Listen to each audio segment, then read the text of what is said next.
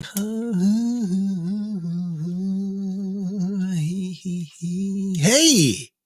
hey, how are you? It's Jeremy. It's time for the Classic Guitar Rock Daily Update. A few things, and I'm excited about I forgot to do it yesterday, but I got so long winded yesterday, it wouldn't have worked anyways. I forgot to share an album yesterday, so we'll rectify that today after the news and comment. Richie Sambora.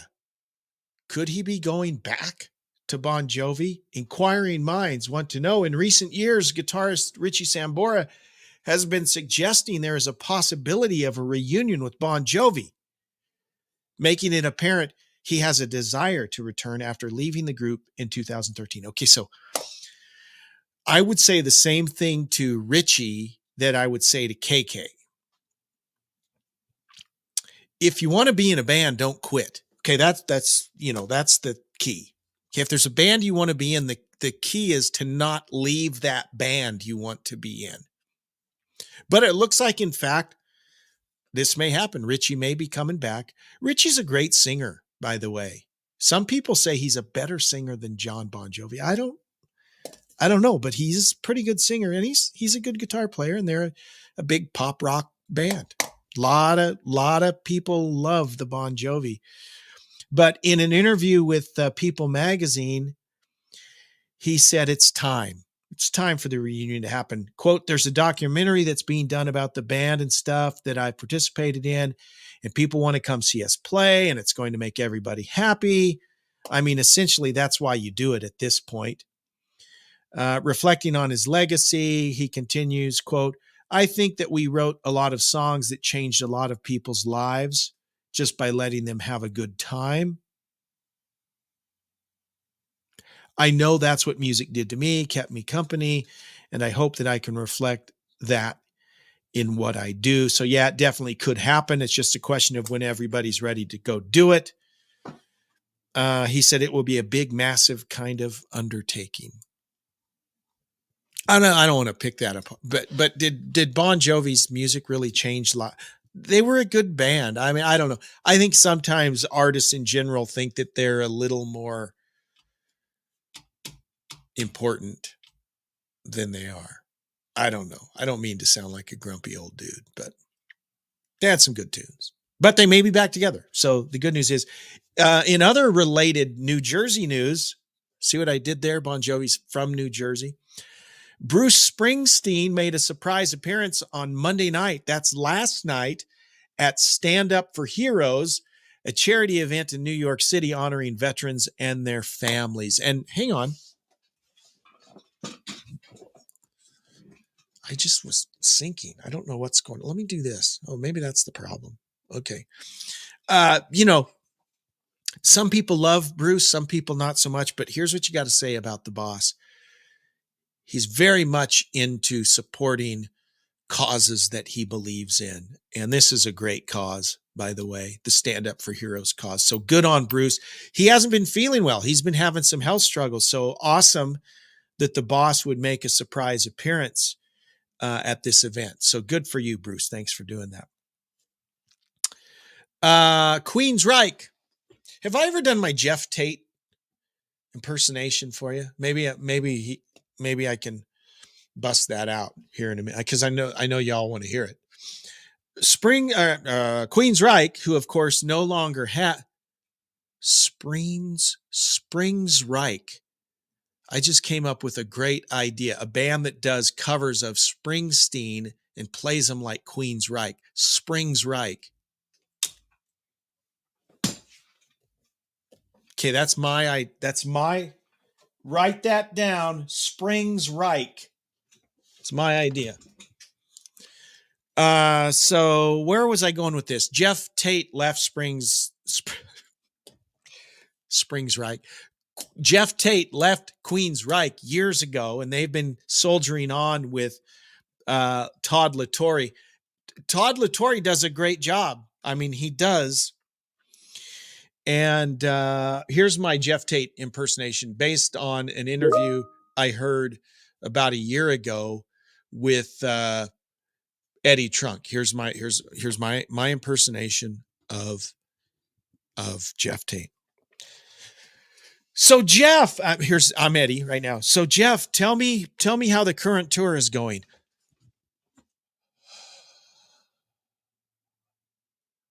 It's going really good. So Jeff, what do you think of playing the older music out as a solo act?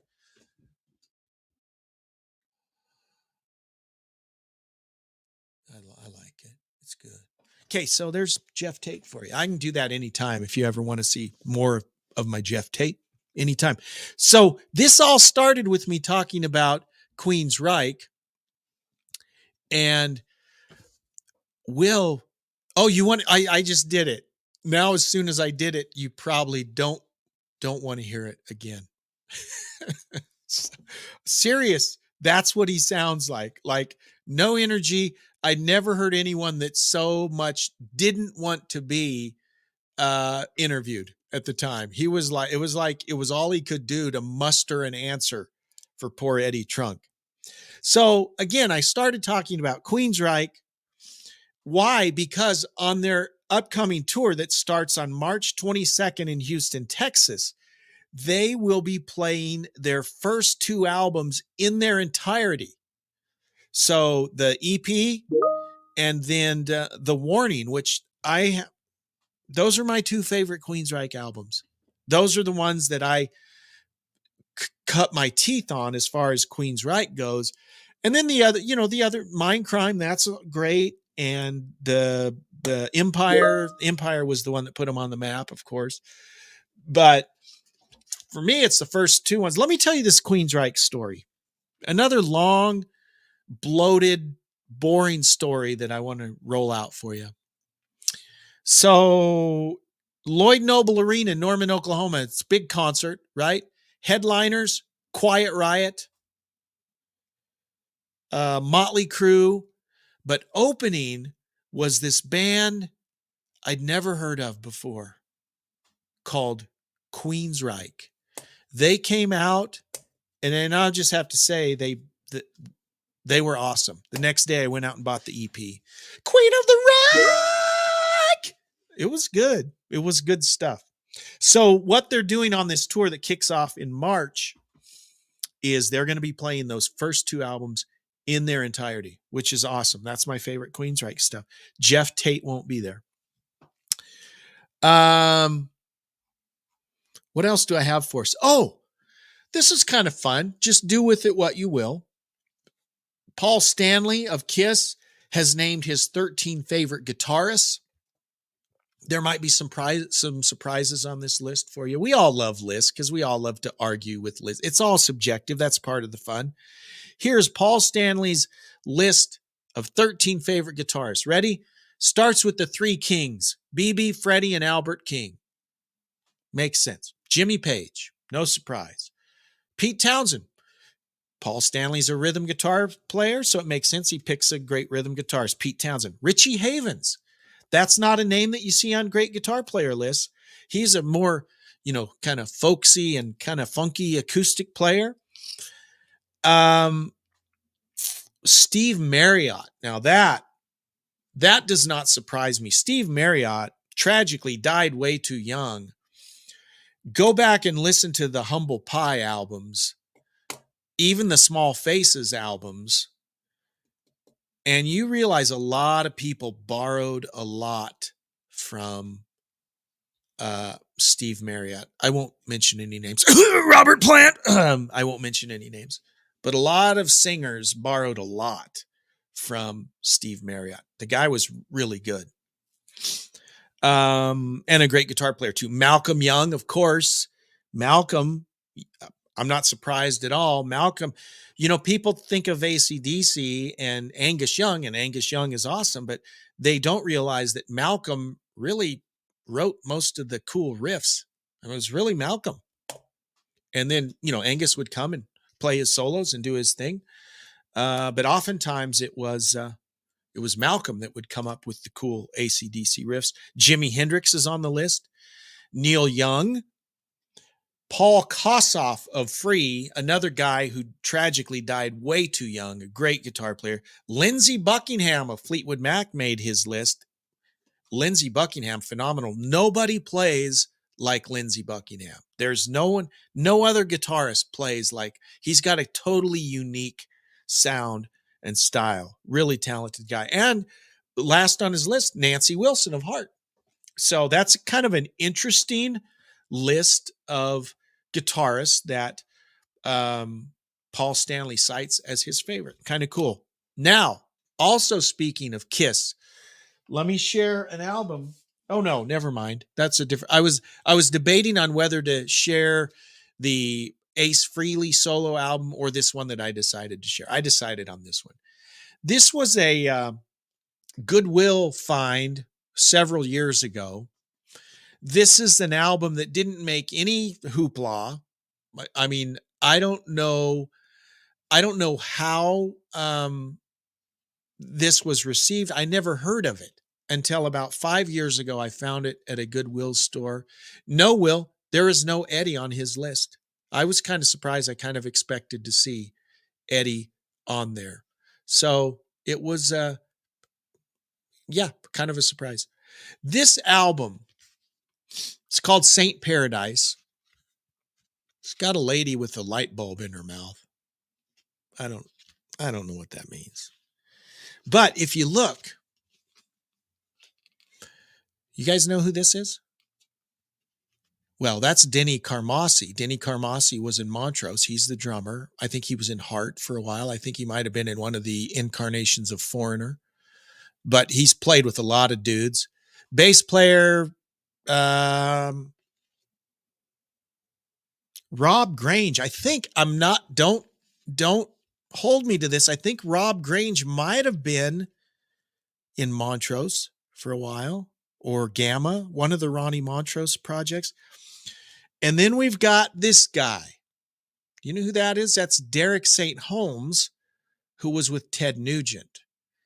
And a lot of people don't realize all the Ted Nugent hits, 90% of them, Ted did not sing.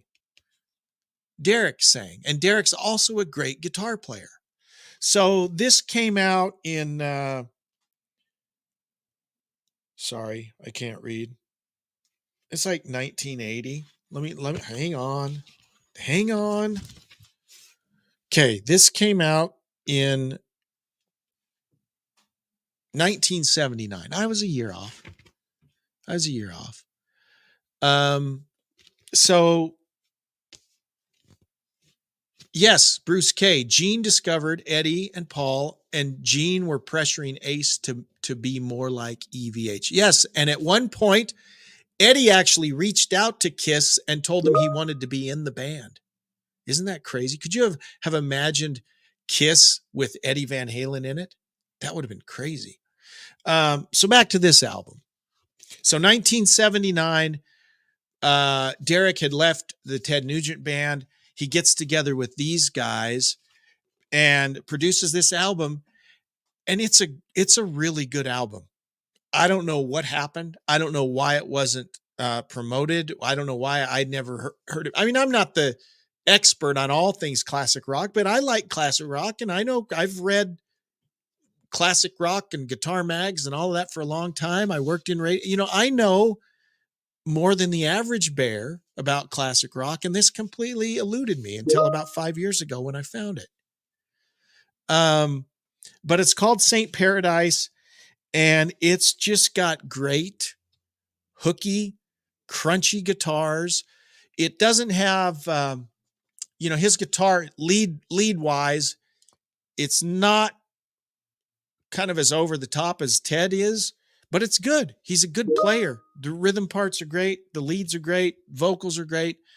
This is a good album. If you ever find Saint Paradise, I doubt it's in print. I don't think you can stream it.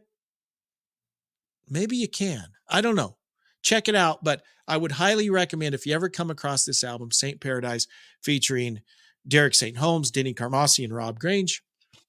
Check it out. You'll enjoy it. You'll thank me later.